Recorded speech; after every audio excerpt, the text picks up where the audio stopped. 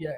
اب آپ دیکھیں جتنے حکمران ہیں ان کی کوئی انڈسٹری دیکھ لیں، sugar industry, textile industry, poultry farm, کوئی انڈسٹری ان کی اٹھا کے دیکھ لیں، کوئی منافع میں آج تک گئی ہے؟ کم میں کوئی ایک انڈسٹری بھی ان کی نہیں گئی. تو یہ کیوں کم پہ گئی؟